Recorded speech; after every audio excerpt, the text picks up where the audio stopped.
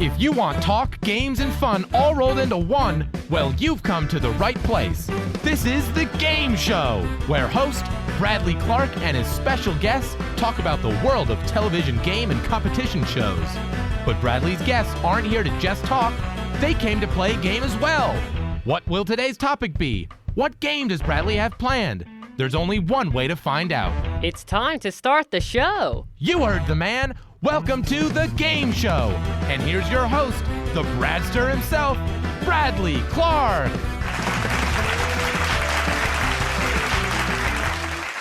It's always a great day when I get to hear that intro. Thank you so much, Austin Angelo, and welcome everybody to another exciting episode of The Game Show, the talk show all about the world of television game and competition shows. I'm Bradley Clarke, the Bradster, and as someone who loves to study various aspects of the game show world, it's always fun for me when I get to talk to someone about a game show topic that isn't really covered as much. Luckily for me, today is one of those days because my guest had the incredible opportunity to work on a number of game show pilots for the legendary Bob Stewart. For those of you who might not know, a pilot is an episode of a new show that production companies will tape and then use when pitching to networks, with the ultimate goal of a pilot being to get a series order. Many game shows, especially ones from the 70s and 80s, taped pilots in order to showcase the game itself, what the set might look like, who the desired host might be, and any special elements that make the game unique. However, not all game show pilots got the green light by a network, but although game show fans would never get to see at least 13 weeks of a particular game show idea, the pilot still remains. I love watching game show pilots to analyze what I think worked, what I think didn't work, and deciding for myself whether or not the show had potential to be a success, if given the chance. And I'm very excited to chat about some of the Bob Stewart game show pilots my guest has worked on as a production staff member or a producer, including these. The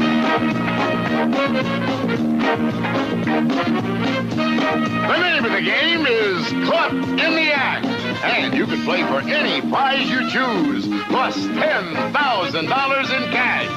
And now, here's your host on Caught in the Act, Jack Clark.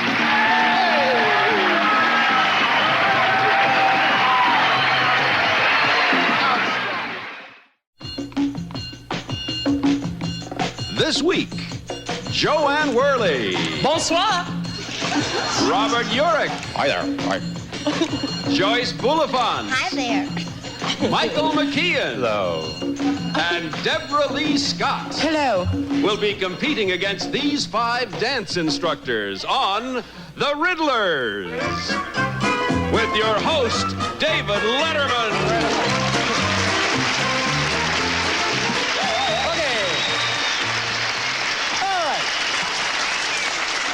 Now, the first item going up for bid is this wonderful automatic garage door opener. Which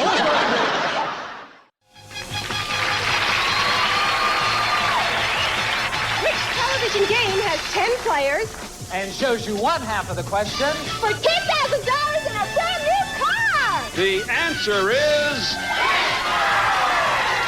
Twisters is right. And here's your host, Jim Perry. Yes, indeed. Hello there. Thank you very much. Jack Clark, thank you. Thank you. And welcome to Twisters, the new game of surprise endings. We play Twisters with the same 10 contestants Monday through Friday. They're with us all week, and everyone in the game has a chance to win $10,000 plus a brand new car at any moment. Ladies and gentlemen, one of these 15 players is holding a secret jackpot riddle that could be worth thousands of dollars. Who can it be? Well, at any moment, someone in the game is going to stand up and say, jackpot! Now, here is the poet laureate of television, Nipsey Russell.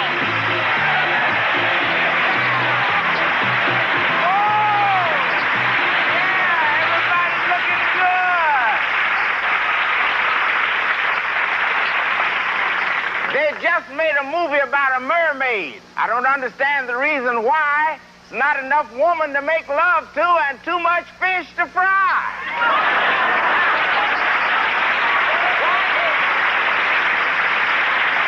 While you fathom that little thought, we're going to plunge right into Jackpot. Let me welcome you. It's a challenging game of riddles and rhymes with 16 players competing all week for big cash prizes. So play along at home and see how many of these riddles you can solve. Hello, I'm Teresa Ganzel, and I wish I could fall in blank with a rich blank. Hi, I'm Nathan Cook. What Teresa meant to say is, I wish I could fall in love with a rich man. I guess that leaves me out. From Television City in Hollywood, this is Money in the Blank with your host, Kevin O'Connell.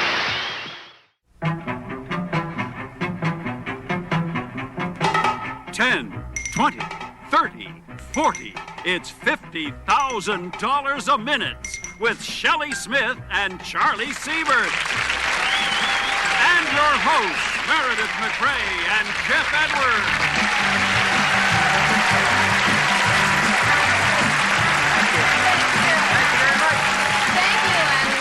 $50,000 a minute, the new game that gives every player the chance to win $50,000 in just 60 seconds. Now, that's the biggest cash prize ever offered for just one round of competition. And here's how it works. After you win your first game, you get 1 minute to earn $10,000. If you win the second game, you try for $20,000. After the third game, you shoot for $30,000. The fourth game is a $40,000 try. And from the fifth game on, you'll be going for $50,000 a minute. Woo! However, game show pilots aren't the only game shows my guest has worked on. In fact, throughout the 80s, my guest was the production manager and then the producer on 3 versions of one of the greatest game shows of all time. And this show also happens to be a Bob Stewart production. From Television City in Hollywood, this is the $25,000 Pyramid. Today's special guests from Mama's Family, Betty White. And from Trapper John M.D., Charles Siebert. Your host is Dick Clark. It is indeed the $25,000 pyramid, and if we keep going the way we're going, gang, we're not going to be around long. You folks are giving our money away like it was, easy to come by.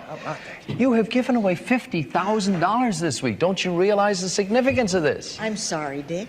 No, that's terrific, I think, but that's amazing. It's never happened before. Well, let's do more.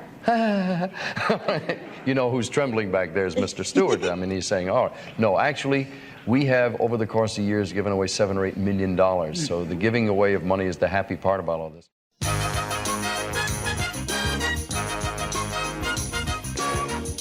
From Television City in Hollywood, this is the $100,000 Pyramid. Tonight, our guest stars are Vicki Lawrence, and from Trapper John M.D., Brian Mitchell. And now, here is your host, Dick Clark. Hey! Oh, thank you very much, Johnny Gilbert. Thank you. There's a little bit of electricity in the air tonight because you are partaking of the very first $100,000 pyramid. And if you've never watched the daytime version, you will find out how it all works ever so easily. Tell them it's easy, Vicki. It is easy. For you, easy. No, it's not easy. You it's a lot easier at home. No, you two are amongst our best players. We welcome you back because I don't have to explain the rules to you. We will introduce our players and have a go at it, and you just follow along. And this is one of those games you can play along with. This is the winner's circle. This is where someone is guaranteed to win $100,000.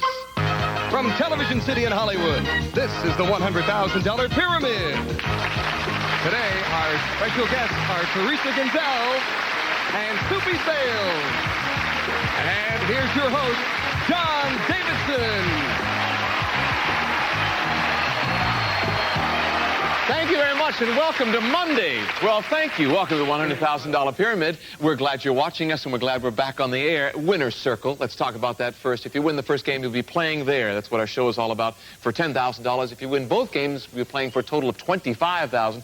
And if you're one of the 3 players to make it to the top of that pyramid in the least amount of time, then you'll return in how many weeks till the tournament? Sandy, how many weeks? 2 weeks, 3 weeks, 4 weeks. How quickly time flies.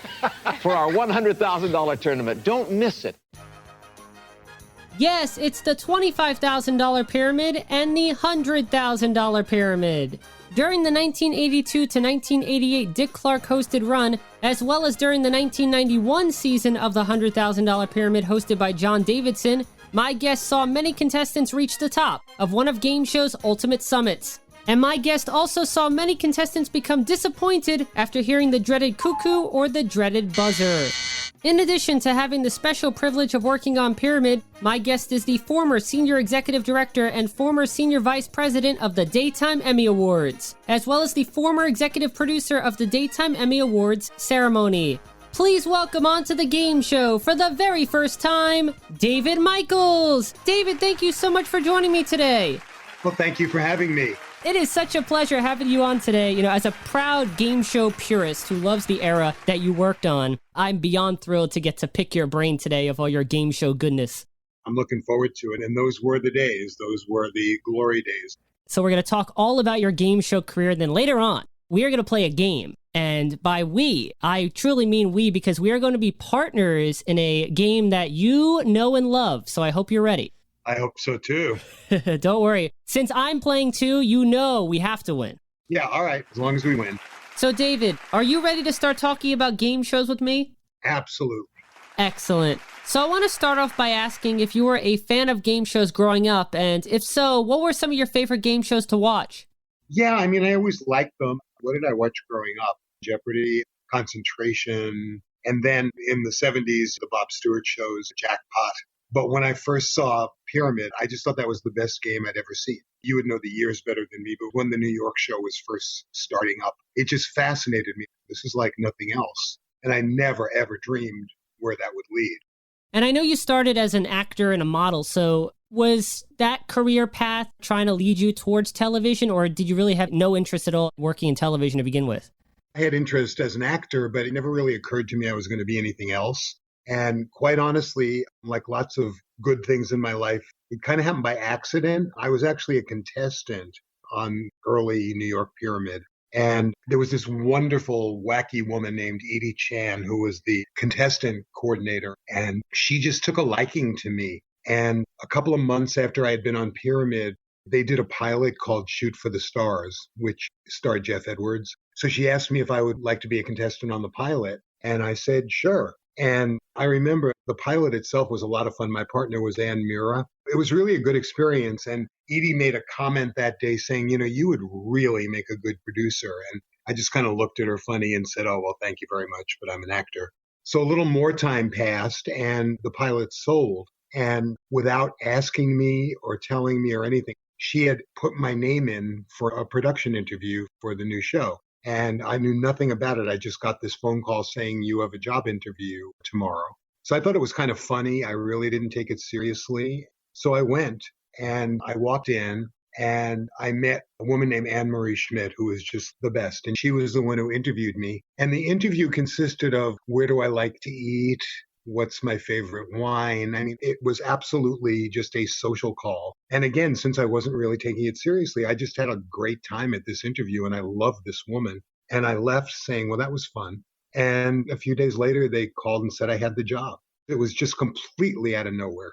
Before we dive into your career working on game shows, I'm curious to know more about your time as a contestant on the $10,000 Pyramid. So do you remember who your celebrity partners were and how well you did on the show? I remember it like it was yesterday because, you know, I felt like it kind of ruined my life because I had already figured out what I was going to do with every cent of all the money I won.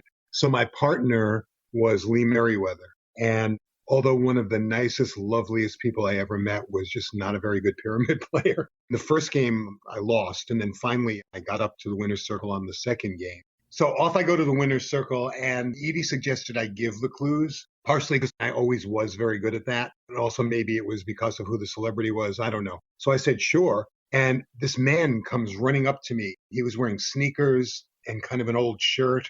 I had no idea who he was. And he started saying, now, if you win, you're going to pick her up out of the chair, right? And I had thought it was the janitor. I mean, I had no idea. And of course, it was Bob Stewart. But we settled into the game. And the first box, whatever it was, went fine. The second box, my downfall, which is supposed to be one of the easiest boxes because it's usually a quote, back then at least. And it said what a receptionist would say. So I said, good morning. Oh, I'm sorry, Mr. Jones isn't in yet. May I take a message? And I couldn't make this up. She said, things I would say to my dear buddy Epson, because she was on a show called Barnaby Jones. Now, where anyone could think that could be an answer to anything. So then I just started saying, my job is to answer the phone. My only job is to answer the phone. And we wasted like 25 seconds on that nonsense. And then we just never made it to the top. And I was totally devastated. And I really thought that was the end of my experience with game shows. And then that's not really how it ended up. What was the contestant casting process like for you back when you were trying to become a contestant on the $10,000 pyramid? It was actually fun. It was really invigorating. Edie would bring us into her office and we would just play. And I remember just playing with different people, playing with her. But I remember we played a lot. And when I left there, I was floating. I was like on a high because, I mean, the energy was so high and everybody was so into it. It was very exciting. It was actually a very, very, very exciting tryout. You mentioned Pyramid was the best game you had ever seen. So going into the contestant tryouts, did you have any gameplay strategies that you were going to use to give yourself an edge on the other people in the contestant pool? I don't think anything specific. What was in my head was, especially in the front game, to say as few words as possible and get the answer. The speed is the thing, the pressure that you feel when you're doing that in both parts of the game, because it's all very fast. I mean, in the front game, think about all the things that happen in 30 seconds. And then at the big board, a minute, it just seems like no time at all. Plus, when you're giving clues in the winner's circle, aside from the ticking clock, you have to remember to only give a list and to not get too descriptive. So a lot is going on in your head. Absolutely. It's very complicated. You can't use prepositional phrases. Some people don't even know what a prepositional phrase is. You can't get too descriptive. You can't use a synonym. So there's lots you couldn't do. So yeah, giving the clues at the Big Pyramid is a huge responsibility. And on the latest version, they encourage the contestants to do it. But Bob always wanted the celebrities to do it. Number one, because again, it was different in those days. We practiced with them. We actually auditioned them. We didn't call it that. But nobody went on the show in those days that hadn't played the game with me and Anne Marie and either got better or didn't. But these days, the celebrities, I think they kind of meet them the day of the show. And they feel that the contestants are better trained, and that's why they've asked them to give, which makes sense. But also Bob wanted the celebrities to give because he always wanted the focus on the celebrity. That was just his showmanship. Yeah, I had Teresa Ganzel on the show, and she was telling me how she would sometimes go to Bob Stewart's house to practice. Yeah, Bob and Annie, they both had apartments at this place that's no longer there called the Regency. They were apartments, but it was kind of a hotel. It worked like a hotel. People would go there for limited stays in LA. And so they lived there. They had apartments right across from each other. We would test people there. We would practice with people there. That was kind of command central. It was more relaxed than bringing them into the office. It was actually good. I think it relaxed people just to be in a setting like that, to be in someone's living room, basically. And we would say to people when they first came in, let's give this a try and, see if you are comfortable. Because, never wanted to seem like we were rejecting anybody. And, I would go through the rules and Annie would chime in and then we'd start to play and you kind of know right away. Because I feel with Pyramid, you either get it or you don't. And I couldn't make you understand it, but I could make you better at it, if that makes sense. I could give you clues and hints and shortcuts. But if you didn't get the concept, then there was nothing we could do. Before we talk more about your days working on Pyramid in the 80s, let's talk about some of the Bob Stewart game show pilots you worked on. Beginning with The Riddlers, which was taped in 1977 and was hosted by a very young David Letterman. The Riddlers was a very unique concept, to say the least, as it involved a team of 5 celebrities challenging a team of 5 contestants, with both teams trying to answer a total of 9 riddles to win the game. So, David, what do you remember most about working on The Riddlers? So The Riddlers, that was in LA, and it was starring an unknown called David Letterman. A young blonde David Letterman was the host, and he was great. He was very funny. And it was a fun show. I mean, it was really kind of a Jackpot reboot, right? But it was fun. It was wackier than Jackpot. And it was a really fun pilot to do. At that point, I don't know what I was called, but I was a production assistant. I was like low man on the totem pole. So sometimes I would be a stand-in. I'd get to play the game, which I loved. That was my favorite part of it. And I remember bantering with David Letterman, and he was cool. I just had no idea where he was headed, but he did okay for himself. Were you involved with any of the pre-production as well, or just when it came time to shoot in the studio? I was on the production staff, so we worked on the material and the MC cards, and we did everything, basically. We were very much involved, and the studio was the fun part. I couldn't wait to get to the studio. Bob's company was always like a family, and everybody was involved in everything. And there was nothing that you were above doing. You just did what you were asked to do. and life went on. But it was fun. It's hard to explain. I mean, every day going to work was fun. And of course, annoying things happened, but it was fun. You were with fun people. His staffs were always great people. And, you kind of felt like you were creating something, which you were. I loved every second of those years. And Bob said to me at one point, this is like way into Pyramid later on. He said, you're going to think I'm crazy, but when you look back on these years, you're going to say this was the best time of your life. And in a lot of ways, he was right. There was a lot of pressure and there was a lot of work, but it was always fun. That's the best way I can describe it. I just always went home happy every day.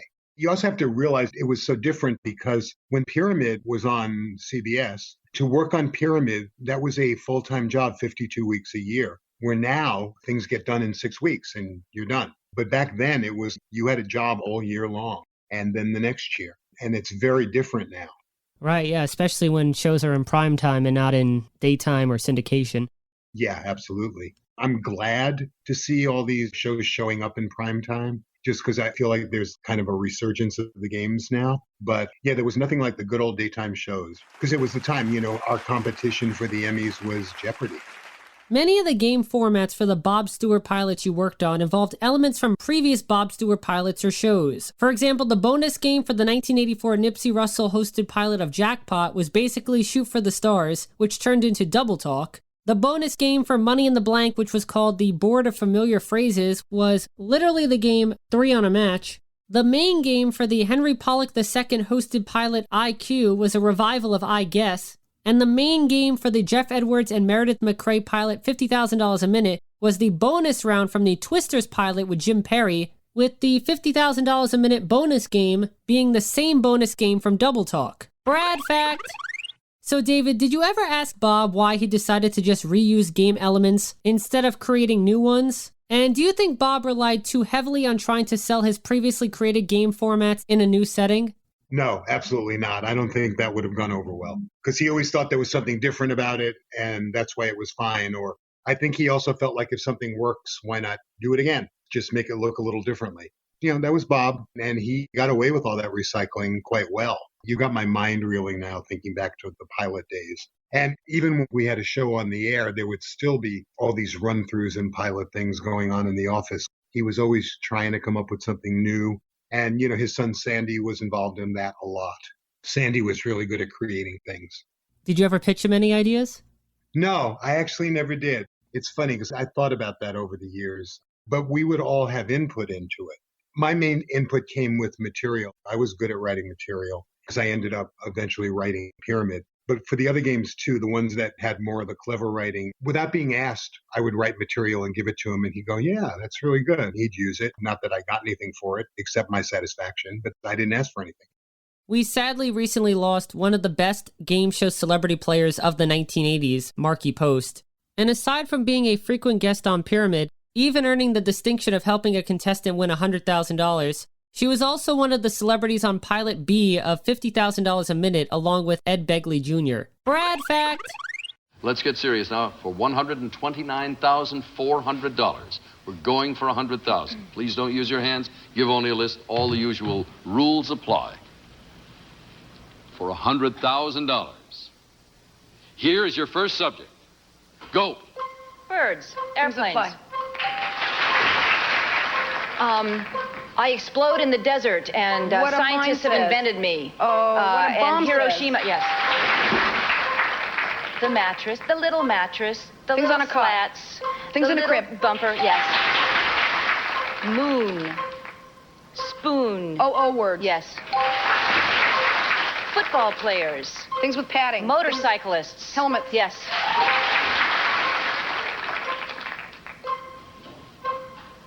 TV shows.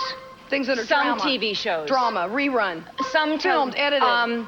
The A-Team. Staged. Set up.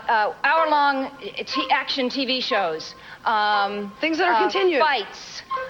Things that are fist fights. Staged. Things that are brawls. TV shows. Bloody, violent. Yes!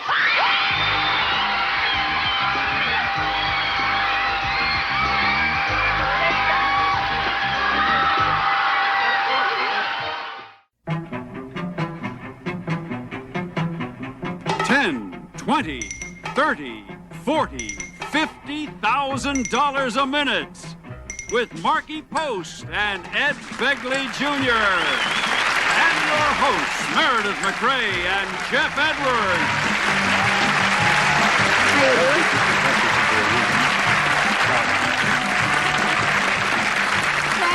Thank you very much, and welcome to $50,000 a minute, the new game that gives every player the chance to win $50,000 in just 60 seconds. It's the biggest cash prize ever offered for just 1 minute of competition. My team, of course, is comprised of Marky Post from Fall Guy. How you doing? Hi, fine, thank you. What's new? Yes, sure. What's new in your life, hello? Oh my gosh, this show today. That's it. Well, I hope it's a nice addition to your life. I would love to take this time and honor Marky Post for being a great contributor to the game show world with her game-playing skills. So, David, do you have any fond memories working with Marky, whether it be from the $50,000 minute pilot or her time playing Pyramid? Very fond memories. For some reason, over the years, we lost touch, and I don't know why, because I'm still in touch with a lot of those people. But she was always just a delight. She was funny. She was gorgeous. She was, everything you'd kind of want in a Pyramid celebrity. And I'm trying to remember, I think her first rise to fame, I think she was on a show called The Fall Guy. Yes, that's correct. But before she was on The Fall Guy, Marky was actually a dealer on the Jim Perry version of Card Sharks. Brad fact. Right. But I remember her publicist would call me, and she was like pushing for Marky to come in and play with us. And, of course, I didn't know who she was yet. But I remember her calling. I can still hear her voice. I would say, hello. She'd go, David? And I say, yeah. She'd go, Marky Post, Marky Post, Marky Post. And we brought her in. And the second she opened her mouth, we knew she was going to become one of the best players, which she was. I just saw that clip that somebody posted of her $100,000 win. And I love it for two reasons. Number one, it was so clean. And number two, you should watch that clip because she starts to go off in a wrong direction and say something illegal, and she catches herself and she doesn't say it. It's really great. Plus, it was a classic, down-to-the-wire, exciting win as the contestant won the $100,000 with 3 seconds left on the clock. Brad fact. Yeah, and I remember that contestant very clearly. She was fabulous. I think she was on for a long time, but she was just one of those players who just did it. She was like a machine. I don't remember a lot of the contestants, but as soon as I saw her face, I remembered her because she was with us for a while. But Marky was just one of those real people. And all of the celebrities took it very seriously. But Marky would just come in and it was like a job. She knew she had to do the best job she could do. And I was proud we got some celebrities that wouldn't do other shows, which made me proud and happy. Like Patty Duke would come all the time, and she didn't do a lot of other game shows in those days. I have a great story for you. I was talking about how the publicist would call me because I would basically book the celebrities with Anne Marie, and then we would, as I said, bring them in and play the game with them. And one publicist who I absolutely loved and trusted, her name was Nancy Ryder. She just passed away within the last year. Horrible, because she got ALS, and that's a horrible disease, and it was a slow decline. But she, at her height, was one of the great Hollywood publicists. And she kept working even while she was sick. But she called me one day and she said, I've really got to ask you a favor. She said, I need you to take a chance and just trust me because I'm going to send you somebody who is going to become a huge star and you're going to have him first. And I'm just thinking in my head, well, fine, if he's good and all that, but I'm going to have to convince Bob of this. And she sent him in, and it was Michael J. Fox. And he only did the show a couple of times at the beginning, but he was amazing. He was an amazing player. We stayed in touch a lot through those years. And I have a picture of the first time he was on the show, him and me. We look like children. But to think that I had to be talked into bringing him in. But I'm glad I listened to her. I don't know why this is sort of a subliminal thought occurs to me. Deaf people communicate with their hands a lot, and it's the one thing you can't do, Michael. So jump into the straps and hold on there. If you get stuck along the way here, you can always leave it and come back to it. Since you are new, I'll tell you a couple of things that you may or may not have heard me say. If I say to you, would you like to go on? It'll be fast. You want to go on? One of those. What I'm really saying to you is a lot of time has gone by on that, and my alleged expert ear, having heard a lot of this, maybe you might want to go on, but you definitely have the choice. If you get a real good clue, come back to her with it. Say it again with great affirmative stuff. Say, this is the best clue I got, sort of thing. Good luck to both of you. For $10,000 now. Here's your first subject. Go. The lobby, the seats, the screen. In the things in a theater. I used to be alive, now I'm dead, and I hang around the house and frighten you. Things a ghost says. The lures, the reel, the rod. Parts of fishing rod. Eddie Murphy, somebody falling down. Comedians. Somebody slipping on a banana peel. Funny things. Your mother, a teddy bear. Things you cuddle. Things you hug. Moose, elk, bears. Things you hunt.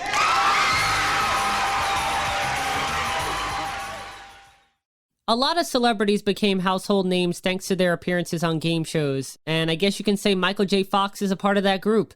I think they became celebrities on the game shows. Because, I mean, in those days, celebrity basically meant, in a lot of cases, you had a series. That's what made someone a celebrity. And a lot of them, before they joined the family, would do it because they wanted to become celebrities. They wanted to be more than the character on the sitcom. So, I mean, a lot of people came through there. And it was mainly from people on series. And before we talk more about Pyramid, I do want to ask one more question about the Bob Stewart pilots you worked on. When Bob chose the host and announcer for each of his pilots, were those the people he hoped would host and announce the show if it went to air? Or were those selections just based on availability at the time? Well, he was very loyal to a small group of people, as you could see, Bill Cullen and Jack Clark, and they were his good friends. And yeah, I think he absolutely wanted them to take it all the way. And they very often did. Bill Cullen was a great man. He was really not like anyone else I met. He was one of the kindest people I ever met. He was one of the most intelligent people I ever met. And he was very, very, very funny. And Bob always blocked the openings and the shows so that Bill never had to really walk on camera. And that was just a respect thing for him because Bill had polio, as I understand it, when he was a kid. And that's why he didn't walk well. But the rest of him sure wasn't affected. One of the sharpest minds I've ever experienced. So, David, let's now talk about your time on the $25,000 Pyramid and the $100,000 Pyramid. The $25,000 Pyramid premiered on CBS on September 20th, 1982. Brad fact. But when did you first hear that Pyramid was coming back to network TV, and when were you asked if you wanted to work on the show? Well, Anne-Marie called me, and she was being coy, and she said, I have to ask you something. I don't know how you'll feel about it, but Pyramid's coming to LA. Do you want to work on it? And I went, yes! I was so excited because it was always a dream for me to work on Pyramid in any capacity. And when we were doing Shoot for the Stars, we shared an office with the Pyramid staff in New York. And I was always intermingled over there and wanting to be doing that. And so when this happened, it was so exciting. We started out, I don't even know what I was called or what I was doing, but it was always this dream goal of mine to be the judge on Pyramid. And I just never expected it to happen. So when it did, it was just a major, major, major accomplishment for me. And it was probably very masochistic because that's probably the hardest job in the world in the game show industry is to be the judge on a fast-paced show. But it somehow energized me instead of killing me. Because Francine Bergman was the judge for the first years of that, and then I took over from her. Hey, before we move to the second stage of the new $25,000 Pyramid, my friends, let me ask you a favor. I want to read a portion of a note, a very nice note from Gary Blankenship, who watches this in Dallas, Texas, over KDFW. A lot of nice things about everybody. Thank you for the kind words about me. But in the middle here it says, I believe your show's best asset to be the consistent rectitude, fairness, and speed of the judges. I would hope you never change anything about the show but this. I think it would be interesting if you could occasionally introduce the judges. Gary, we did a rather interesting thing in the last couple of days. Over the past 10 years, our judges made approximately 460 instant decisions a week. That's approximately 24,000 decisions a year, or 240,000 instant decisions over 10 years. And it's not a very easy job. There's a lot of pressure. And so we went to our studio audience here and we said, what kind of a person does that for a living? We polled our studio audience to see how they picture our judge. Is it a man or a woman, young or old, and that sort of thing. Well, we have put together sort of a composite of our audience surveys, and this is what the results show. They say our judge is a man. He's about 40, 45 years old, weighs approximately 185 pounds. He wears glasses, and he probably has a mustache or a beard. And we'll see how close our audiences came. Ladies and gentlemen, I'd like you to meet the actual judge, the one who's been doing it for almost 10 years here on the Pyramid. This is Francine Bergman. Francine, come on out here. The gray-haired old judge comes out here. You're not a man. You got no beard. I have said to you 100 times when we're not on the camera, this is a thankless job you have. Is there anything good about it? You know, Dick, after all these years, it's still so exciting to see somebody win, to legally go to the top of the board and then just watch them win. You have a miserable job, but we sure thank you because you're good at it. Thanks. Somebody has to do it. Before I was the judge, I was in the booth sitting behind her and calling the Chiron numbers. Like when they picked a category, Chiron is probably an outdated term now, but it's what made the words go on the screen. So I was making sure that the right category was going up and the right words were going up. So, I was always in the control room, but I really wanted to be the judge. And then it happened, a natural progression. I didn't push anyone else out. Franny left to get married for a little while. So it just happened. And when I said to Anne-Marie, I want to do it, she looked at me and she said, "Are you sure?" She said, "You really, really want to do that?" And I could see what was going through her mind. Like, you make a mistake, Bob's going to start screaming at you and this and that and this. And I said, "Yep, I want to do it." And I did. That was one of my great accomplishments, especially when we ended up with the two versions at the same time. This is probably famous now, but the only way we could get Dick Clarke into the studio for enough shows, he was still doing Bandstand and other things, was we did 5 shows on a Thursday and 10 shows on a Friday. And nobody had ever really done that before. And it was totally insane. It was completely insane. They were like 14, 15-hour days. But we were young and we did it. But I remember, I wish I could still do this now, the Saturday after the 10-show day, I would literally sleep until noon because all the emotion involved and all the mental stuff involved, it was quite a job. Talking about your time as a judge, one of the things I always admired was that if there was a close call during the game, especially the main game, you would literally not stop tape and you would run the tape machine while another category is being played to see if someone got that point at the end of the buzzer. Was that a tough, nerve-wracking position for you because you had to judge the game, plus you had to make sure that the score was correct? Absolutely. That was always extremely nerve-wracking when that happened. But it was kind of the way we were brought up and the way Bob ran the place was, if you're going to stop tape, then somebody better be dying. We were told never to stop tape because, we did the shows to time and we did them live to tape. So the only breaks we got were however long that commercial bed was. That's how long we would take a break and then we'd come right back in. And it's an amazing way to do it, I think, for the contestants and the celebrities because the energy never goes down. If you only have 2-minute breaks, then the energy stays. But that's the way we did all those shows. He would get mad if we had to edit because he just wanted us to do the shows. The original Pyramid series were a little more lenient when judging acceptable clues in the winner's circle. So prior to going back on the air, were there any discussions about accurate judging during the winner's circle segments? Yeah, we would discuss it all the time. Because again, the rules were pretty stringent and they were very complicated and a lot of people just didn't understand them. I think a lot of times the audience didn't understand why there was a buzzer, but you couldn't explain it every time. But it was pretty heady and sophisticated, to deal with synonyms and prepositional phrases and stuff that people never talk about. I'm presuming you looked up synonyms for the keywords in the winner's circle categories in advance, correct? It was crazy, Bradley. I got the board maybe in the commercial before. I didn't know the boards beforehand, so I had 2 minutes, especially on those $100,000 boards, to look up every single word. It was one of the most nerve-wracking things of all. I really didn't have time to prepare. It's not like I walked in there knowing what that material was and prepared for it. I had 2 minutes to prepare for it. It was wild. And in those days also, there was a broadcast standards person sitting with me. And later, this wonderful woman, Molly Stewart, she married Sandy. She would sit next to me because she was bright and brilliant. And sometimes I would just look to her for a second opinion. And you got to realize all this is happening within a split second because there's no time to think about it.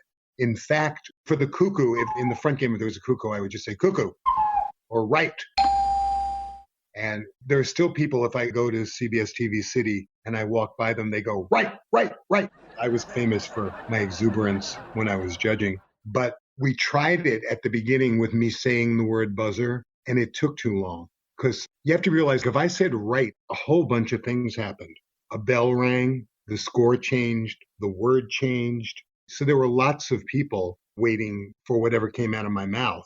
We decided it took too long, and they did a dispensation with the union, and they let me actually hit the buzzer. So I was physically slamming this buzzer switch for the big board because it was quicker. It was faster, obviously, than having to communicate that to anybody.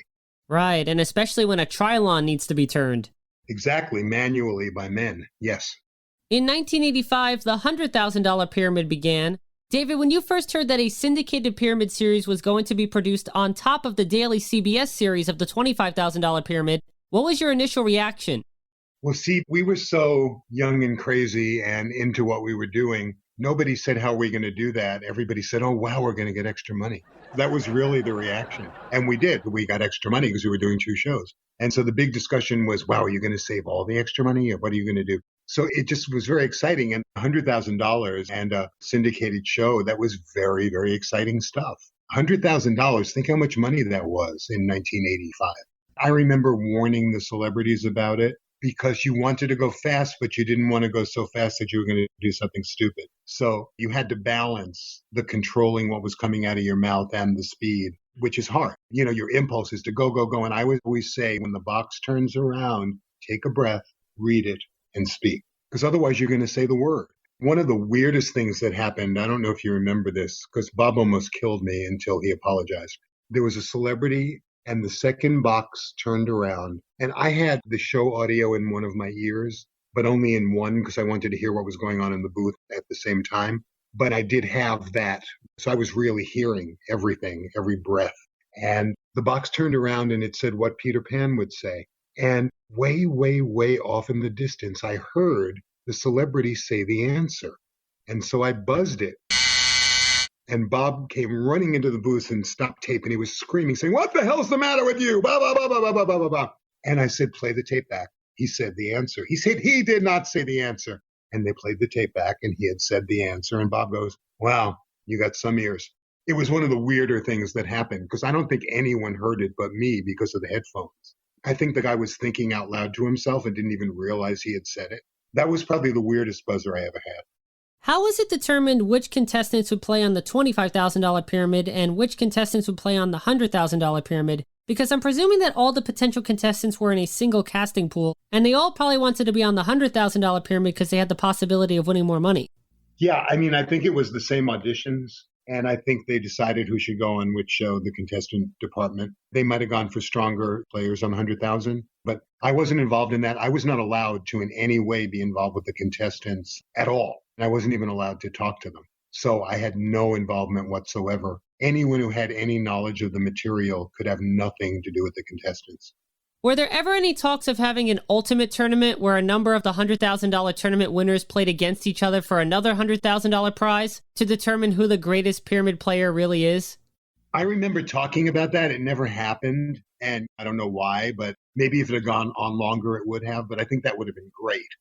The greatest celebrity player in pyramid history is Billy Crystal, who went to the top of the $20,000 pyramid in 26 seconds. Brad fact. Push-ups. Exercises. To be or not to be? Shakespeare, Hamlet. Patton. Generals, Custer. Georgia. 8.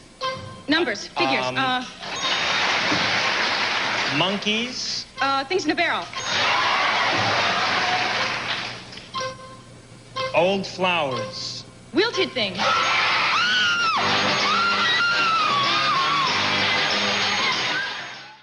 And Billy appeared on a week of the new $25,000 pyramid where he won a contestant $10,000 for reaching the summit in 31 seconds. Brad fact. For $10,000, here's your first subject. Go. Turkey, dressing, pilgrims. Thanksgiving things. Hollywood, a cracker. What a parrot says. Yardstick, ruler. Things you measure with. Midgets. Things that are short. Small things. Cows, hay, loft. Things at a barn, farm. Rivers, streams. Things that flow. Lost children. Things that wander.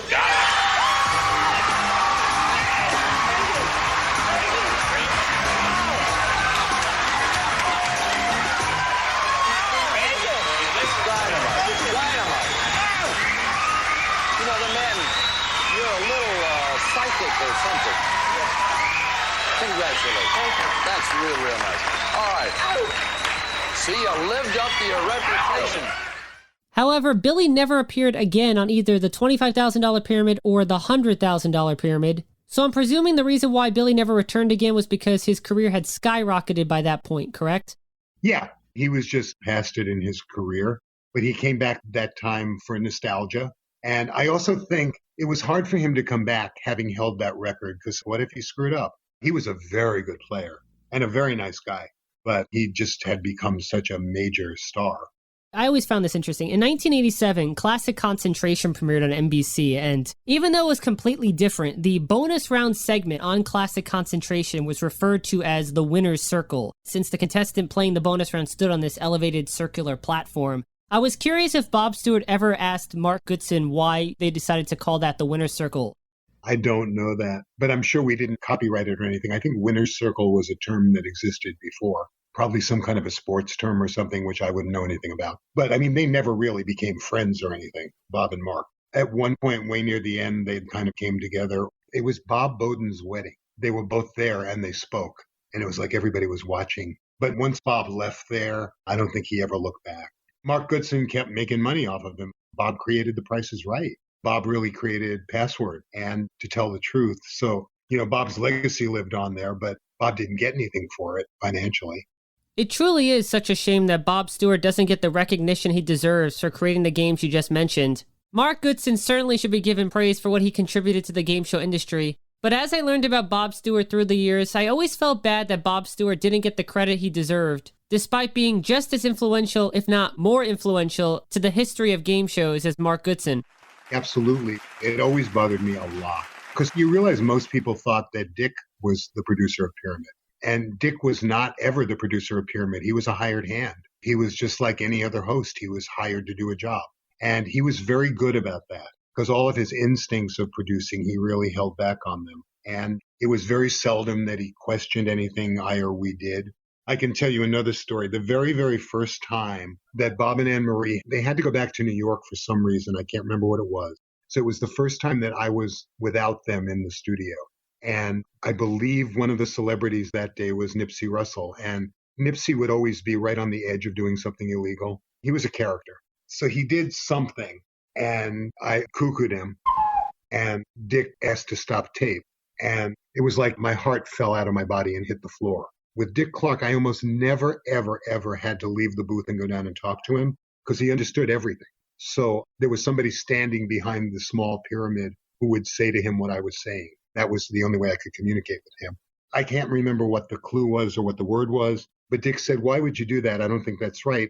So I explained to him why I did it. And he said, "Oh, yeah, well, I guess I understand." I said, "Dick, I can't reverse this decision because this is what Bob would have done." And Dick looked at me and he shook my hand and he said, "Okay."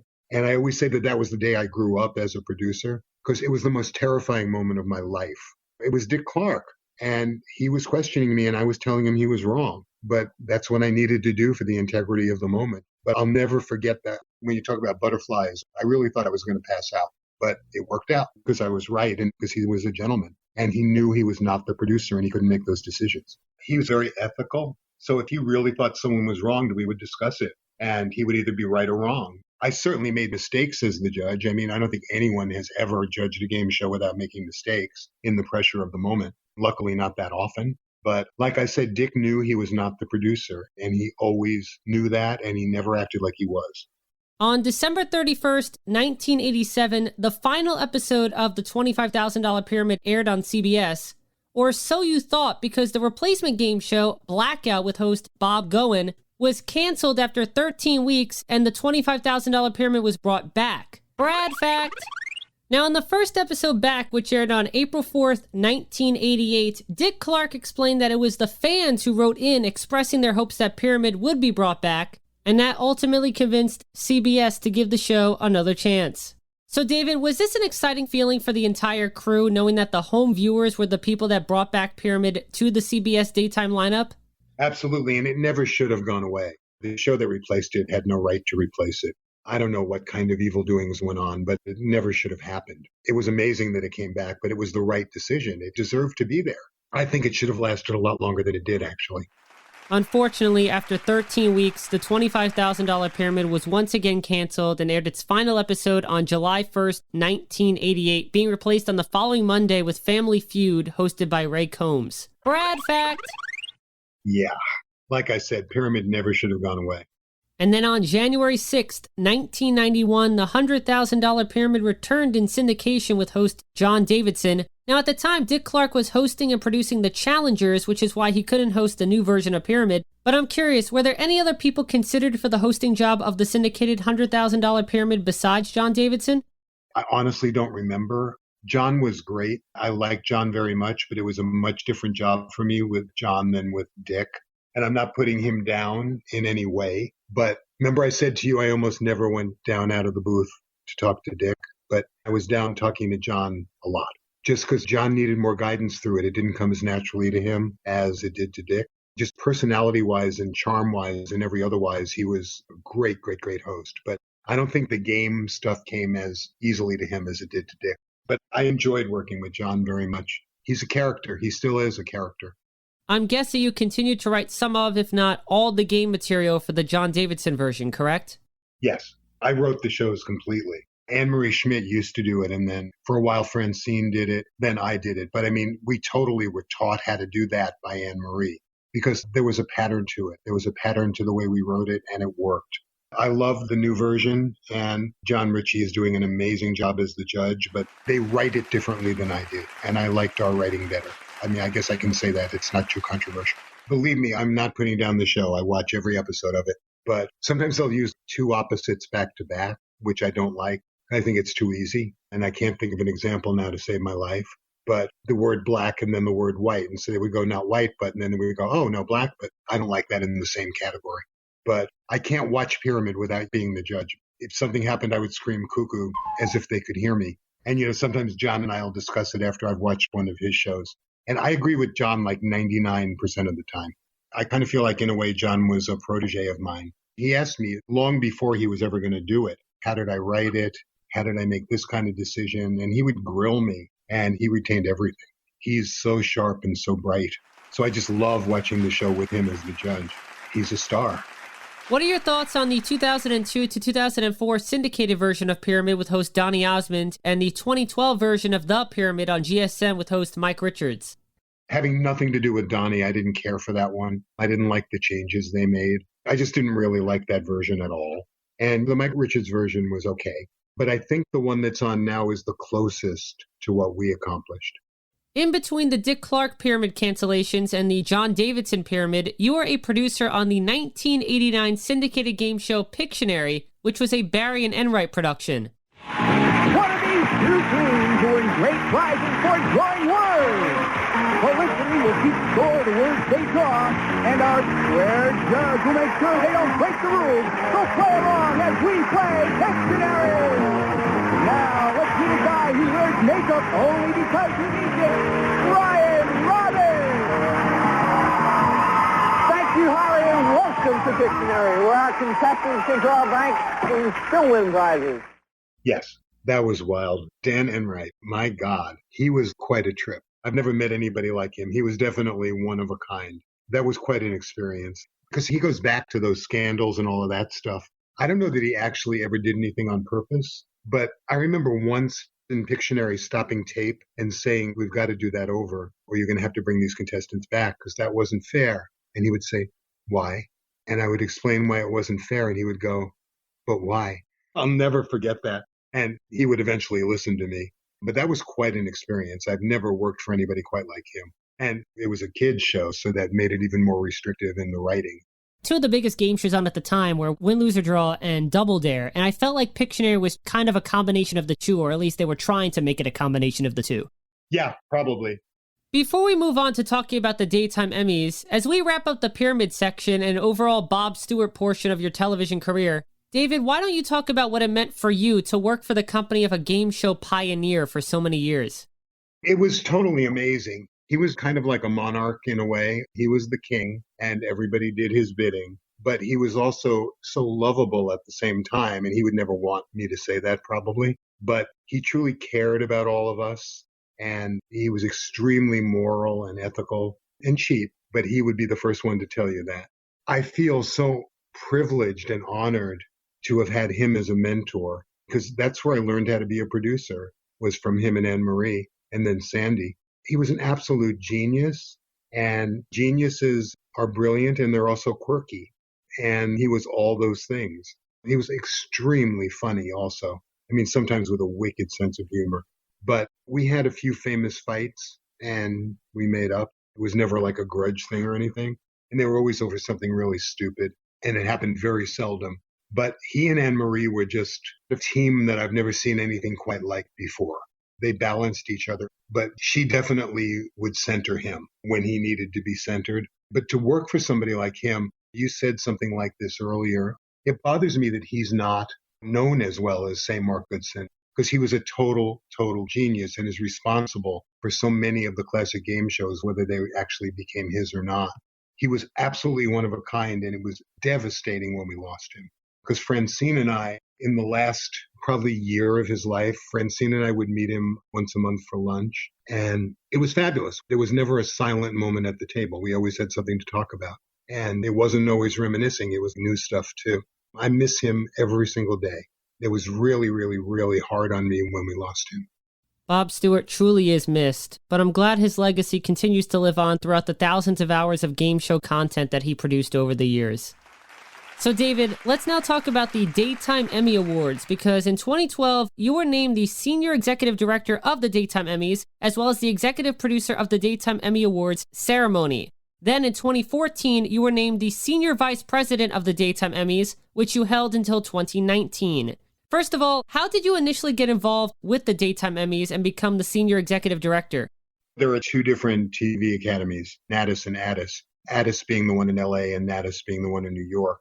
They used to be one back in the day, and then there was this huge divorce. And when the divorce happened, Addis got the Primetime Emmys and Natus got everything else. So that they got the Daytime Emmys and the Sports Emmys and the News and Documentary Emmys. And it was always extremely contentious relationship between the two academies, more or less depending on who was in power at the time. But it was never a good relationship. And I think they like to say it is now, but it isn't. So I met the people at Natus actually during the days I was doing Pyramid, when we started winning Emmys and getting nominated for Emmys and all of that stuff. And I was also the awards chair for the California Academy for a lot of years, so I was interacting with the New York Academy. And one day out of the blue, this is another one of those accidental things, I get a phone call from somebody who was in power at the time in Natus. And he said, how would you like to come back to New York and run the Daytime Emmys? That was the phone call. And I said, okay. My mind going a mile a minute. Can I move back to New York? Can I do this? And it just came to be a few weeks later. So just like I ended up in LA by accident because of the game shows, I ended up back where I belong in New York because of the Emmys. I had lived the Emmys for so many years. I knew it backwards and forwards from being the awards chair. So it was a very natural progression for me. And I loved it. I mean, I was doing everything. When I first went back, I wasn't producing the show. I was just doing the contest and all of that stuff. And then it morphed into me also producing the show. And a few of those shows are some of the proudest things I've ever done. I love doing it. The danger of doing a live show like that was very exciting to me. So many things that could go wrong and would go wrong and did go wrong and didn't go wrong. So I loved it. I mean, I truly loved it for the years I was doing it. During your tenure, the Daytime Emmys ceremony was airing mostly as an online broadcast on platforms like YouTube and Facebook instead of airing on a TV network like CBS, NBC, or ABC. Was the reason for this because you wanted to bring the Daytime Emmys into the next generation, which is why they were available to watch exclusively online? Yeah, I think a lot of people saw those shows that wouldn't have seen them if they were on the network. And it was definitely a bigger audience. Also, it becomes a worldwide audience. It's not just whoever's watching, on CBS in America. We heard from people all over the world. I was very proud of that. And we really did grow it into something that was really terrific. It's interesting because since I left, there really hasn't been any show to compare to what I did because they've all been pandemic shows. So it would have been interesting to see what would have happened the next year if it was business as usual. But there really hasn't been a Daytime Emmy show like the one I did since I left. And that's nobody's fault but the pandemic. So it'll be interesting to see what happens next and where they go with it. Well, hopefully in an upcoming Daytime Emmy Awards ceremony, you'll get to witness me winning the award for Outstanding Game Show Host. Oh, I would love that. Step one is to host a game show, right? You got that right, David. That's my ultimate dream. I'm sure you'd be a great host. Nobody would question your enthusiasm, that's for sure. I truly appreciate you saying that, David. Thank you so much. Now, in 2014, GSN's The Chase and the American Bible Challenge were nominated for Outstanding Game Show. However, technically, both The Chase and the American Bible Challenge were primetime GSN shows. Brad fact! Now, I'm personally so happy that The Chase got nominated since it was executive produced by TV Bob himself, former guest on the game show, Bob Bowden. But I'm curious, why were these primetime game shows allowed to be nominated for Daytime Emmy Awards?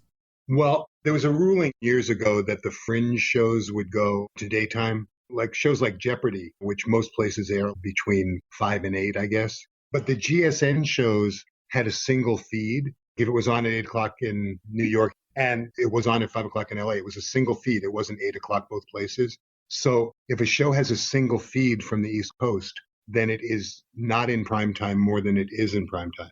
And believe me, Bob Bowden made sure that anything he did was eligible. It gets complicated, but it legitimately did go to daytime. I would actually get calls saying, so if we air this and we do this and we do that, will it be eligible? And people, I think, actually kind of adjusted their programming so they could be eligible in daytime. Because I think this is horrible, but to this day, there is no game show category in the Primetime Emmys.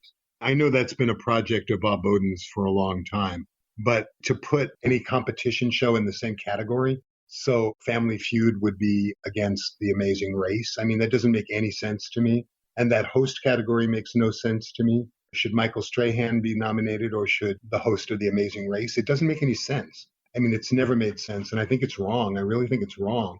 And since they let them now enter that competition category, but a game show never even gets nominated. I mean, you can't go by my ballot. I only vote for the actual game shows, but they never get nominated. And how do you compare it to Survivor or The Amazing Race or whatever they are? Talk about your apples and oranges. It's ridiculous. So I think the Primetime Emmys should definitely have a game show category. For the listeners who might not know, how do game shows go about submitting content for an Emmy Award, and what is the Daytime Emmys voting process like? Well, first there's just paperwork to fill out and you prove that you were on in the qualifying period and blah, blah, blah. And then it's varied over the years, but more often than not, it would just be to submit your best episode. And the same with the game show host to submit the best episode. And then the Daytime Emmys are a one-step voting process where the primetimes are a two-step. So when you're voting in the Daytime Emmys, you're actually choosing the nominees and the winner all at the same time, although nobody knows who. But it's just a one-step process. And game shows, it's peer group judging. So game shows can be judged basically by producers. Program categories are kind of a mishmash of judges from all kinds of walks, where other categories are very specific, like only actors can vote for actors, only directors can vote for directors. But the program categories are a little bit more varied and wide-reaching. But basically, you submit that one episode, and it's all done online now. And you have to watch everything, or it won't let you vote in daytime. That's not true in primetime. So I think it's much fairer in daytime, actually. So you watch it, and then you rank them. Number 1 was the best, number 2, number 3, number 4, number 5. And basically, the one with the lowest score wins. And you just never know. Over the years working with the Emmys, I was surprised more times than not at people either getting nominated or not getting nominated. And there's no answer to it. There's no way to explain it. It is what it is. That's what the judges did. In primetime, sometimes I can't believe that there are shows that didn't get nominated and shows that did. And it's just the way it goes. There's no way to get into people's heads. Speaking of primetime, a majority of the newly produced game shows are in the primetime hours. But now that game shows have become such a dominant television force again, are you surprised that more newly produced game shows haven't been added to the daytime lineups? Yeah, the primetime route seems to be the new trend, but I think there should be more in daytime. Absolutely. The 4 soaps are hanging in, but news is just taking over so many of the daytime hours that there's nowhere to put anything. Everything kind of fell apart when those ABC soap operas got canceled way back in the day. And that's when the networks started taking back time. And it's just never recovered from that. Between what Brian Franz did by canceling those shows and the OJ trial and all the havoc that wreaked, it just never quite recovered from that. Being that you worked during the golden age of game shows, are you hoping the game show industry will eventually return to what it was like in the golden era? Absolutely. And that there are more shows like Jeopardy that are year-long shows. It's not just you get 6 weeks of Pyramid a year. I hate that. Not only that, but I would love to see some brand new game shows come to television, not just game show reboots, and I would love to see them air during daytime. Absolutely. It's people like you have to come up with them. I would love to see exciting new games. And that's why, I was excited to see something like 25 Words or Less, even though it's certainly similar to a lot of things. It's a new game. But anytime there's a new game, I get very excited and I want it to be good. Before we get to the game, the last question I have for you, David, is, did you keep any mementos from your time working on Pyramid or the Bob Stewart pilots or any of the other game shows you were a part of over the years? Yeah, I have a lot of pictures, and I have the sign from our office door that said $100,000 Pyramid. I don't have that many physical things because I think Bob Bowden has them all. I have a few of the art cards from Shoot for the Stars, the cards that were actually in the board. Because remember, in those days, they were cards, and we would proof these cards. There was nothing electronic. So when the thing flipped around on Shoot for the Stars, that was a cardboard card. So I have some of those. So not that much. Lots of memories, though. Well, that actually brings up a point. So how were the Pyramid cards actually made? Because you went through tons of those over the years. Yeah, the categories would get written. And we had to make new ones for every show because I would write the titles for the Little Pyramid. And they had to get printed and then they had to get proofed. That's a little different now than typing it into a computer. So it was a longer process, for sure. And I'm guessing many, if not all of those cards are long gone by now, right? I don't know. So much is gone. I mean, I know the set is gone. And there was a wall backstage where every celebrity signed the wall and somebody just disposed of it. It's a little bit maddening. Most of the $10,000 shows are gone. I mean, to me, that's one of the biggest crimes in history. How do you destroy something like that? They're gone forever. I would love to watch my episode. I would have loved to watch your episode too, and although I can't bring that episode back to existence, I can give you a chance to play a game today that will definitely be available to listen to for years to come, because, David, we have reached my favorite portion of the game show, and as someone like yourself who has worked on so many game shows behind the scenes for so many years, now's your chance to prove how great of a game player you are, because it's time for the Game of the Day. Game of the Day. Now, as we talked about earlier, your first introduction to the game show industry was as a contestant on the $10,000 Pyramid back in the 70s. Well, over 40 years later, you now have a chance to once again climb to the top of the 6-category summit as we play the Winner's Circle. The Winner's Circle.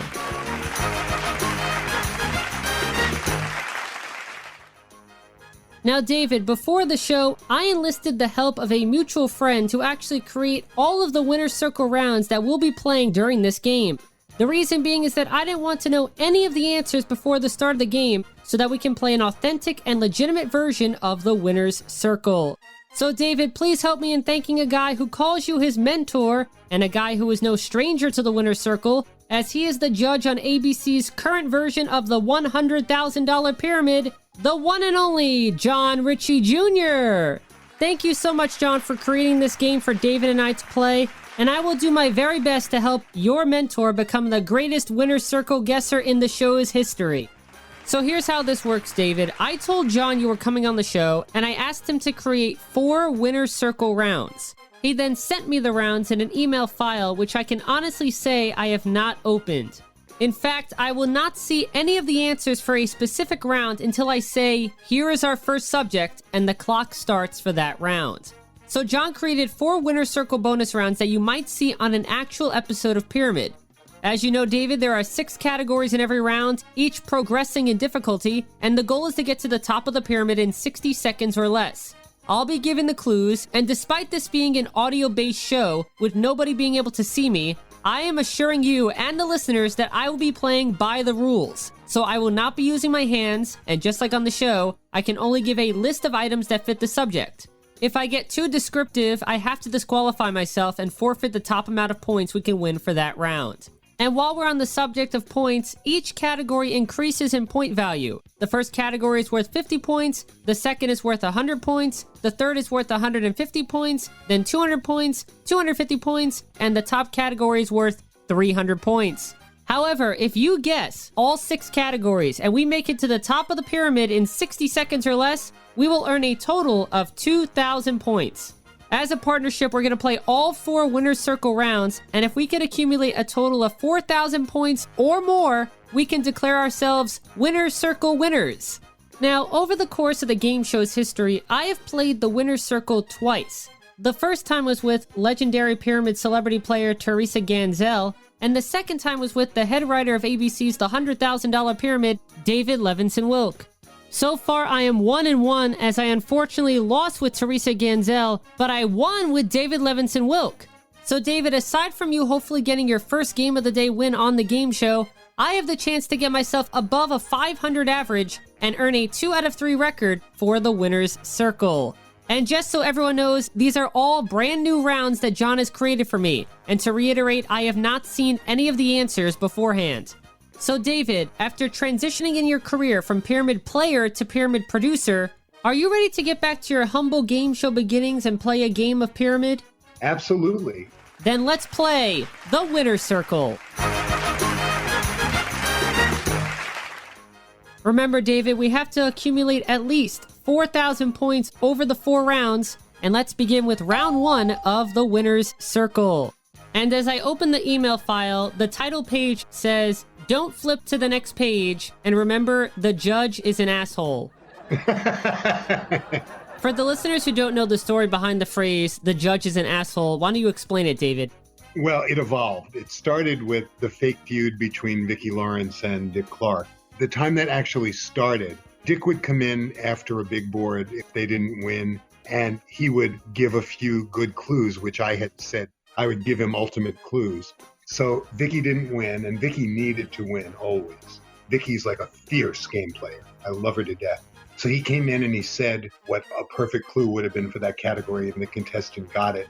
And Vicki said, "Well, fine. I'm here sweating bullets, and you're standing over there, cool as a cucumber, and then you come strolling in here with the perfect answer and make me feel like an ass." That was the beginning of the feud. Then, a different set of shows, I had to buzz her, and I always hated having to buzz Vicki, but I had to buzz her. She gave an illegal clue, and she started giving Dick a really hard time. And Dick said, "Look, Vicki, it's not my fault. It's what the judge said." And she said, "Well, then the judge is an asshole." And they kind of bleeped the whole part of asshole. And what John is referring to is there's this famous autographed picture I have of Vicki where it says, "To David, my most favorite asshole, love Vicki." And to this day, Vicki and I love each other. We're not as often in touch as I'd like to be, but I love her because, after all the game show stuff, I produced her talk show. So we have a long history. I know which Vicki Lawrence moment you were referring to when Dick Clarke came back with the perfect clue. The category at the top of the pyramid was things that crash, and Dick said the 1929 stock market. Brad fact. That's right, which is the perfect clue. Airplanes. Things that fly. Things that are pressurized. A drug addict. Things that use needles. Things that come down. Things that go up. Wounded things that get high. Birds. Things that fall on the ground. Things that drop. Glass. Things that break. Things that airplanes. The 1929 stock market. Things that crash. Yes. Sure, I love it when you come in and give the absolute perfect answer. Don't you love that?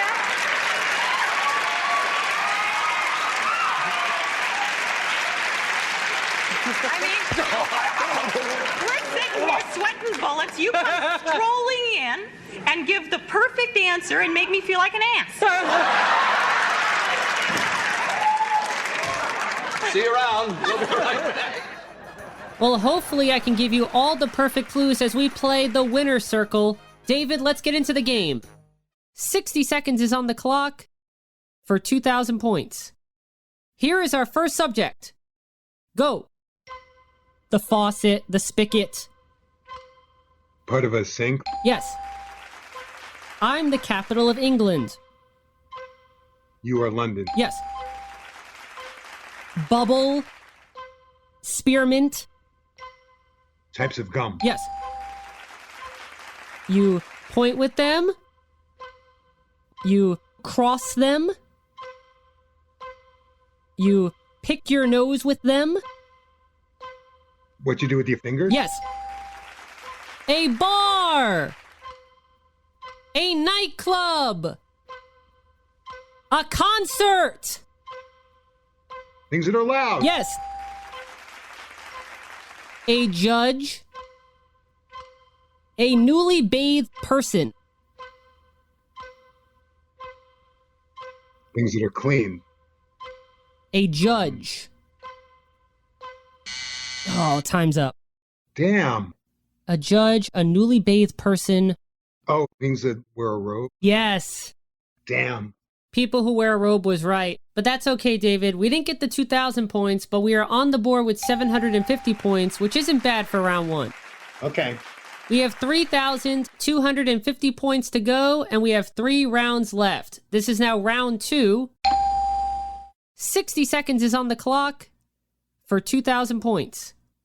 Here is our first subject. Go.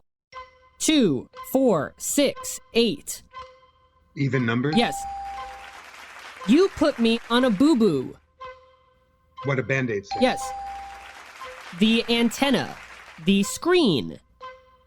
Parts of it television? Yes. Florida. Texas. New Mexico. Southern states. Yes. A spell. A wizard's spell. Things that are cast? I'm going to pass on that one. Biking. Sleeping late. You do on vacation? Brunch. Outdoor activities. You do in the country, things you do on the weekend? Yes. A wizard's spell. A wand. Things that are magical. Yes, you got it! Okay. With 1 second left, the buzzer beater. Oh, yeah, I did that on purpose. Weekend activities. That was a tough one. I don't know where that came from, but I'm glad it did. I'm glad it did too, because that earned us 2,000 points, and our total is now 2,750 points. Plus, since we're only 1,250 points away from a win, if we get to the top of the pyramid during this round, David, we will win the game. All right. This is round 3. 60 seconds is on the clock for 2,000 points. Here is our first subject. Go. Pigs, hay. Things on a farm? Yes. I go hoot. What an owl says. Yes. The mezzanine, the orchestra. Parts of a theater? Yes. Duct, scotch. Kinds of tape? Yes. First President George.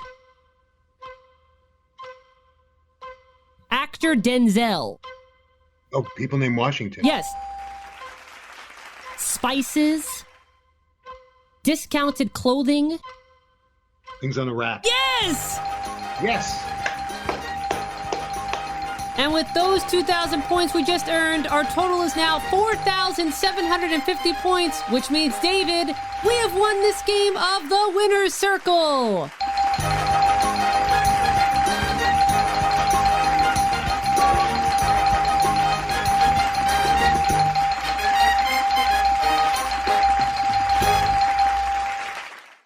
But I don't like to leave rounds unplayed. So although we already won, David, would you like to play round 4 to see if we can go to the top of the pyramid 3 out of 4 times? Absolutely. Very good. This is round 4. 60 seconds is on the clock for 2,000 points. Here is our first subject. Go. Rock and roll, jazz. Types of music. Yes. I am the leader of this college class. What a professor said. Yes.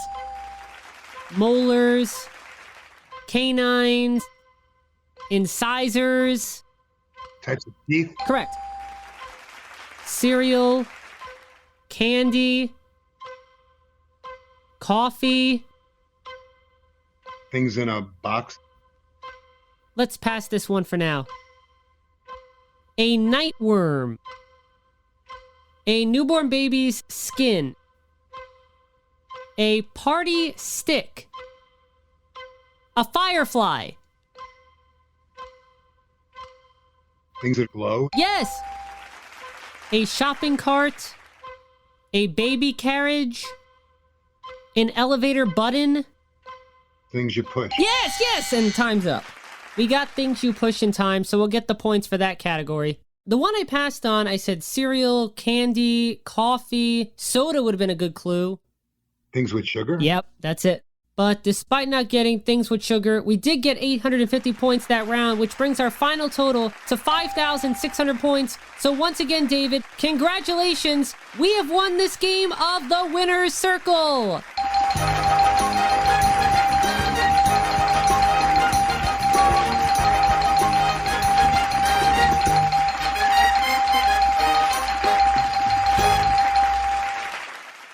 David, how does it feel now after you've proven that not only are you a great pyramid judge, but you're also a great pyramid game player?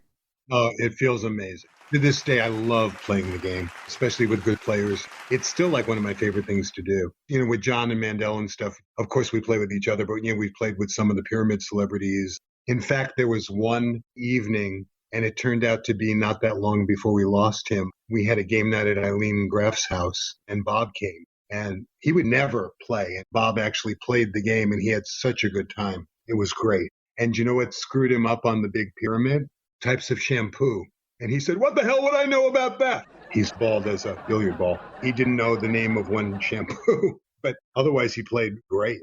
Well, as you just said, you like playing pyramid with great players. And I hope I lived up to your expectations, David, and was a great partner to play pyramid with. You absolutely did. You were great. That was really fun. Thank you so much, David, and I'm so glad you had fun. And that was the game of the day, the Winner's Circle. The Winner's Circle.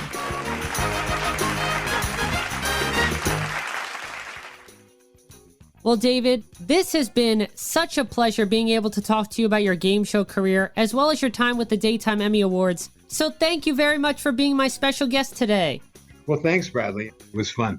And David, you always have an open invitation to join me on the game show again whenever you'd like to talk more about your game show career, or if you just want to play another game. Great. Thanks again. All right, David. Take care. Bye-bye. Bye-bye. And before I sign off, it's time for another Bradley Parody. Bradley Parody. This is the segment of the game show in which I create a parody song about an aspect of this episode. And throughout the history of the Bradley Parody, despite this being one of the greatest game shows of all time, I've never created a parody song based on this game show Goliath. And that, of course, is Pyramid. I'm so happy to share a parody song about one of my favorite game shows that is to the tune of one of my favorite songs. So, to the tune of the Rod Stewart, Ronald Isley hit song, This Old Heart of Mine, here is Bradley Parody number 18. 18. Titled, Don't Get Cuckooed.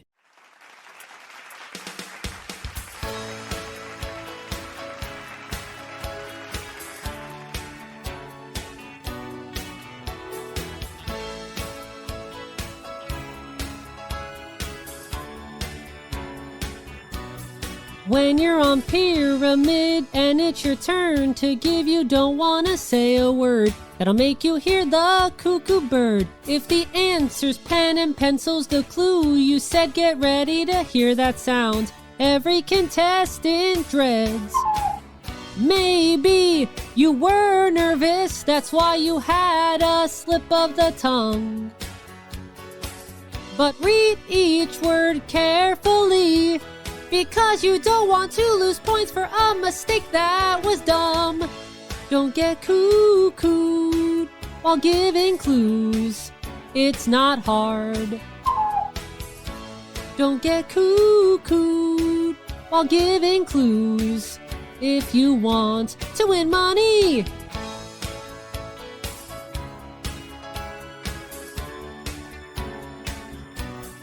If the answer is Tuesday, the word day you cannot say, 'cause it's part of the answer. Don't bother to complain. Or if you see 13 pop up on your screen, don't say teenager, 'cause the word teen is key. And when you're the one that's giving the clues, getting 7 points is always your goal. But if you give an illegal clue, you might end up muttering that the judge is an asshole. Don't get cuckooed while giving clues. It's not hard. Don't get cuckooed while giving clues. Do your part.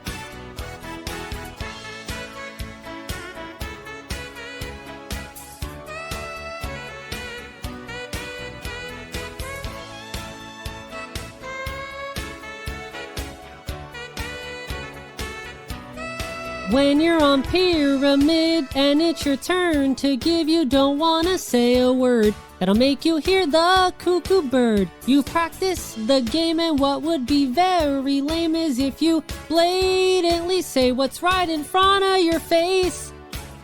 Maybe you were talking too fast, that's why you had a slip of the tongue. So take a breath before you speak, because you don't want Dick Clark explaining that you messed up. Don't get cuckooed while giving clues, or you might lose. Don't get cuckooed while giving clues, or you might lose. Don't get cuckooed while giving clues, or you might lose.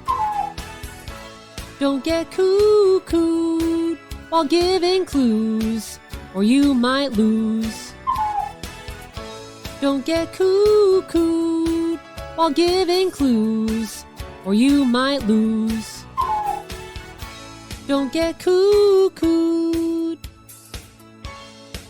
while giving clues. Don't get cuckooed, or you might lose. Don't get cuckooed while giving clues. Don't get cuckooed, or you might lose. Don't get cuckooed while giving clues. Don't get cuckooed, or you might lose.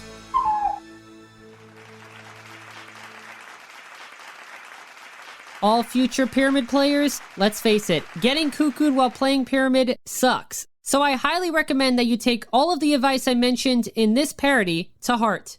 You never know, maybe these lyrics will ultimately help you win the game and play in the winner's circle. And that was this episode's Bradley Parody. Bradley Parody. Well, speaking of the cuckoo, that double cuckoo sound means we have reached the end of this episode of the game show. My thanks once again to the $25,000 Pyramid and the $100,000 Pyramid producer, as well as the former senior executive director of the Daytime Emmy Awards, David Michaels, for being my special guest today.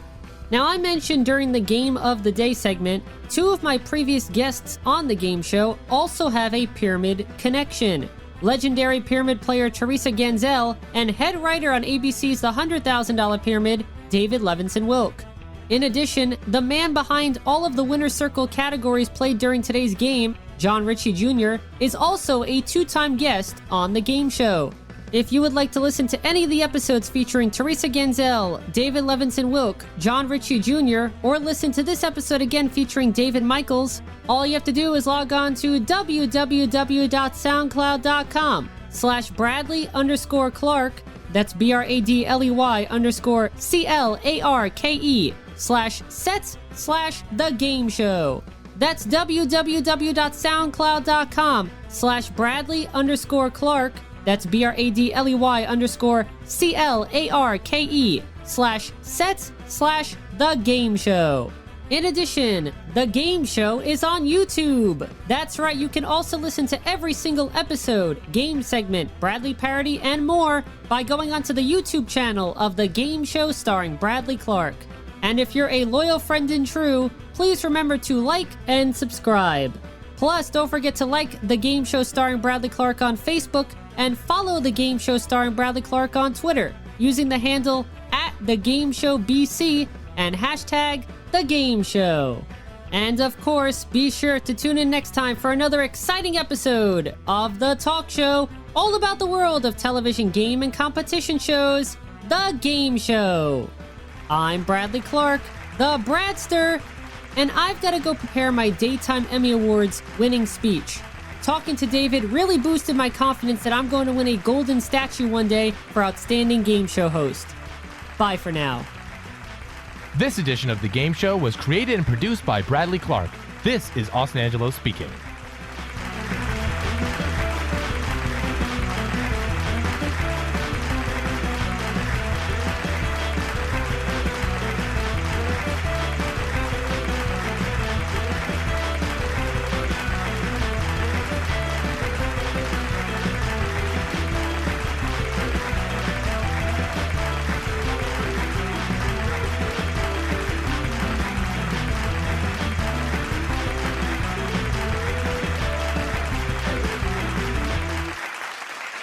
The Game Show is a Bradley Clarke production. Get your game on.